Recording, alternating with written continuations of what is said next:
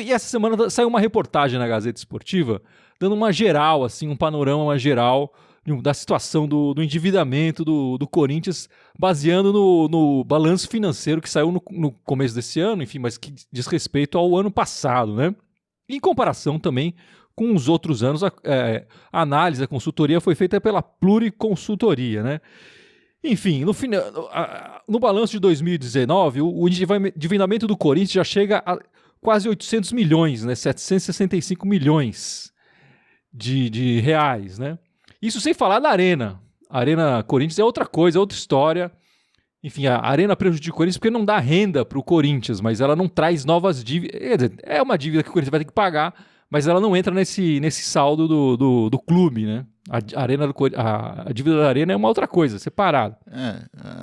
Tem um DRE à parte, né? A Arena do Corinthians. Tem toda uma receita e dívida à parte, né? Isso.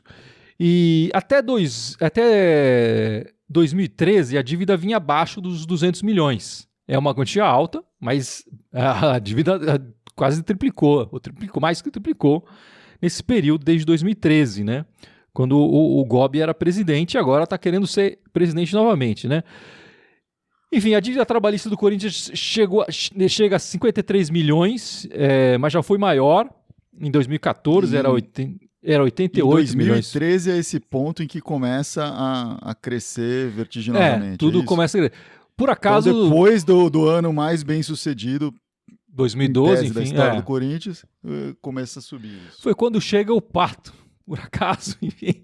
Ele também faz parte dessas dívidas e tudo mais, mas foi um momento que o Gobi se encheu ali e acabou endividando demais o clube, né?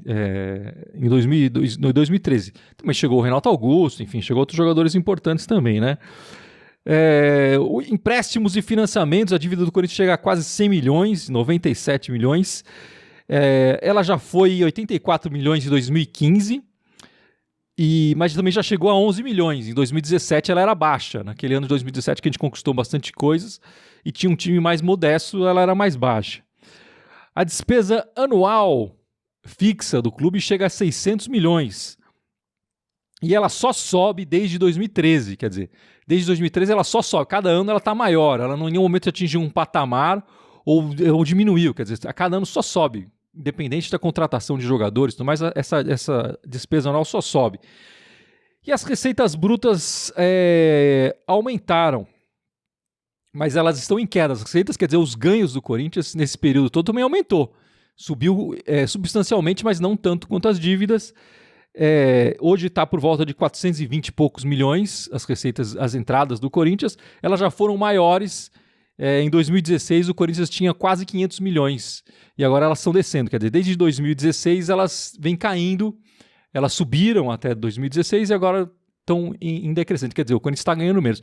E a gente tem que colocar que esse ano de 2020 também tem essa pandemia, essa Covid, enfim, todo mundo está se endividando, as pessoas estão se endividando, as empresas estão se endividando e o Corinthians provavelmente vai se endividar mais ainda nesse ano. Não é isso, Gibson?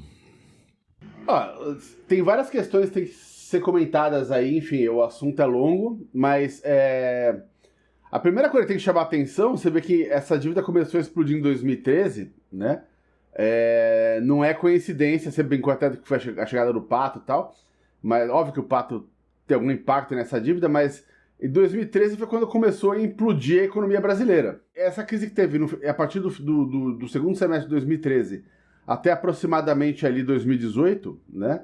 Ela foi a segunda pior crise econômica que o Brasil já teve, com exceção da crise de 29, quando teve o crash da Bolsa nos Estados Unidos, né? Então foi uma crise muito pesada e muito duradoura, né?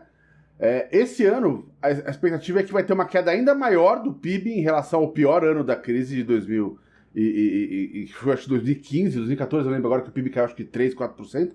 Esse ano estão prevendo que talvez caia até 6, 7%, é uma queda maior ainda. Só que a natureza da crise desse ano eu acho diferente, eu acho que a recuperação vai ser mais rápida. Ano passado a gente respirou, quando a gente respirou assim, não foi que o país estava bem, mas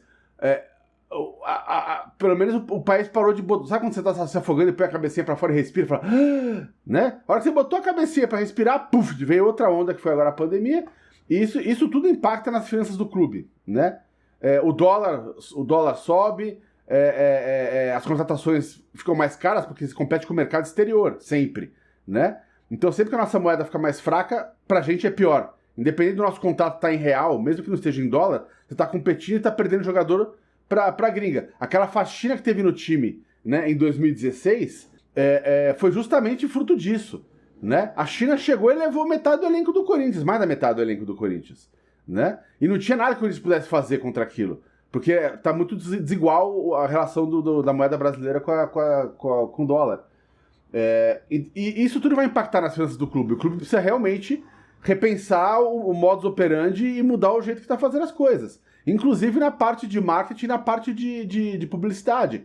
A gente está com um patrocínio de Master que é pífio há 2 anos. Né? É ridículo. É ridículo, né? Para um clube como o Corinthians ter um patrocínio daqueles que tem da BMG. É ridículo. O cara que fez esse patrocínio aí tinha que cortar as bolas do cara e mandar fora do clube, bicho. E fora isso, tem agora a questão da administração do clube enquanto empresa. E aí os caras vão ter que sentar e falar, bicho, ó, não dá pra ficar nessa rota a gente explode. Acabou. Não, e com certeza esse endividamento influencia muito no futebol da equipe. E eu nem acho que isso chegue nos jogadores, quer dizer, chegou nos jogadores já com dívida de salários, né? Essa semana saiu que o Corinthians devia 3 meses de salário. A notícia saiu no começo da semana, até sexta-feira eles parecem que pagaram 1 mês de salário, mas ainda devem 2 de salário. Mas isso com certeza impacta nas contratações, né? Você vai contratar um jogador, você não tem dinheiro para pagar, você não consegue pedir empréstimo, o jogador já sabe que está devendo. Não, com certeza. Afeta, como você falou, né? Afeta o desejo do jogador de vir para cá, sabendo que ocasionalmente pode acontecer de ter atrasos. Tem o caso da pandemia, que acho que é uma coisa à parte, talvez não influencie tanto isso, mas não é a primeira vez que o Corinthians atrasa uma coisa ou outra, etc. Né? E vira e mexe, tem um processinho rolando aí e tal. E na hora de pensar em novas contratações, isso impacta completamente, né? Você não consegue fazer um gasto como foi até mesmo naquele ano do Pato, né? O Corinthians hoje não consegue contratar um jogador com o nome que tinha o Alexandre Pato naquela ocasião, né? É impossível o Corinthians trazer um jogador desse, não vou nem dizer desse calibre, porque aí vou dar margem para discutir o calibre do Pato, mas vou falar um jogador com esse nome, com esse tipo de marca aí, né? Que traz, com essa atenção toda que traz, o Corinthians não consegue trazer alguém assim, né?